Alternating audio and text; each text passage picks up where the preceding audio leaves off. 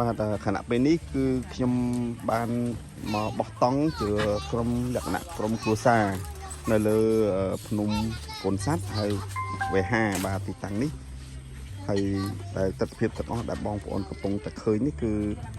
ជាការរៀបចំដោយខ្លួនឯងទាំងអស់បាទហើយចាន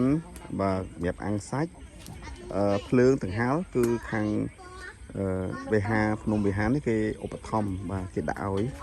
បាទតាណាតែគេទៅដល់ហើយបាទអញ្ចឹងគេគិតតង់$5ទេបើតង់ខ្លួនឯងបើយើងយកគេគឺ$15បាទហើយនេះពេលល្ងាចបាទអញ្ចឹងបើសិនជាពេលព្រឹកឡើងគឺបងប្អូនអ្នកទស្សនាទាំងអស់នឹងឃើញទេសភាពបាទស្រស់តកាពីលើកំពូលភ្នំវេហាដែលស្អាតរកកន្លែងផ្សេងប្រៀបបដូចបានបាទទេសភាពស្រុកខ្មែរគឺបែបនឹងឯងចឹងទៅសូមទស្សនីយភាពទាំងអស់នេះដកជាប់ទៅក្នុងបងប្អូនដែលចង់មកបោះតង់ពេលយប់បាទពេលយប់នៅលើភ្នំវិហារគឺតម្លៃសមរម្យហើយក៏មានបន្ទប់ទឹកក៏ស្អាតដែរបាទបន្ទប់ទឹកគេគឺស្តង់ដារកាហ្វេក៏ឆ្ងាញ់ព្រលឹមឡើងមកកាហ្វេឆ្ងាញ់ខ្លាំងណាស់ហើយអ្នកស្គាល់បានស្គាល់មកអញ្ចឹងយើងបានចាប់ផ្ដើមរៀបកម្មវិធីបដាហើយមានអាំងសាច់មានស្អីបាទក្មេងតូចអញញ៉ោបាទហើយនេះកម្មវិធីកំពុងតែដំណើរការទៅមុខហើយបាទស្អាតណាស់បាទស្រីក៏មិនធម្មតាដែរបាទនេះគឺណាមានស្អីខ្លះទេអូ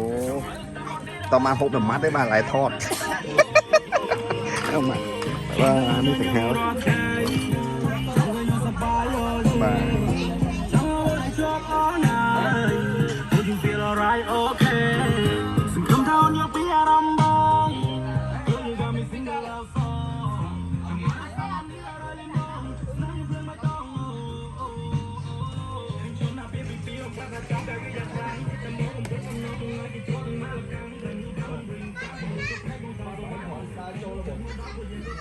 បាទខ្ញុំនឹងតម្លាក់